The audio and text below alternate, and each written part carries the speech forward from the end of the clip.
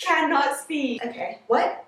Hi, my name's Megan. Hey guys, welcome back to my channel. Today's video is going to be a back to school advice video. I wanted to make this video because everybody is going back to school and I also suck at DIY. I really cannot. I mean, I tried to do a DIY and this is already coming off. DIYs are not really my thing. Let's get into the awesome tips. By yours truly, Megan Mitchell. So tip number one is to get organized. I know everybody says this, goes get organized, get organized, get organized. But honestly guys, get organized. It is going to save you. Get your notes organized, get your week organized, get anything really organized. I promise you guys, it's going to be a lot easier just because everything is in place. You know what is happening, nothing's jumbled up, and it just like amazing when everything is organized. You'll also feel a lot better and more relaxed. The quicker you start, the easier it is going to get. So start now. After you watch this video, let's start. So an example of getting organized is, say you have 3 tests this week. You can write down when you're going to study for each subject. You can set a day or time of which subject you are going to study first. Usually what I like doing is I like studying the subject that I have first. So say if I have the maths test first, I will study maths first, then I will study science, then I'll study English. Or if there's a subject that I'm not 100% good in, I will study that first just because I'll have more time before the tests. I keep hitting this because you never want to cram in all your revision time. You will get so stressed, guys. It's the worst bit. And that is moving on to my next tip. So my tip number 2 is space it out.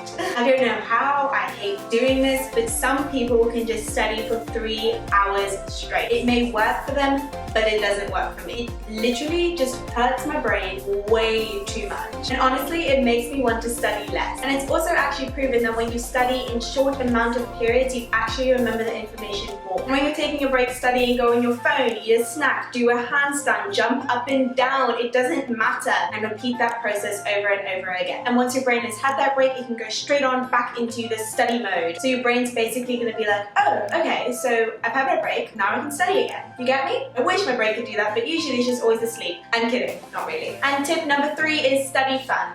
Fun study. Have fun while studying. That's it. No one ever wants to study. I still don't always want to study. So for example, if I had the choice to go to the mall or study, I would choose the mall. I think most of you would as well. But I do like studying more than I used to. I think I hated studying in the past because I basically didn't know how to study. For example, I would cram in all my revision notes in like an hour. I'd write down the worst notes. I'd end up getting a bad grade and the process would happen over and over and over again. And I would hate to study even more. That's a really like tongue twister. A little tip to you is you can find a quiz on YouTube just to find out if you're a visual, acoustic or semantic learner. Visual is basically when you see the notes and that's how you remember. Acoustic is when you remember something by like a song or music, and semantic is really learning and understanding the note. When I was younger, my teachers always used to think that I was a visual learner and I would end up getting really bad grades, but then I found out that I was more of a semantic and an acoustic learner. Let's say for psychology, I have a lot of case studies to remember,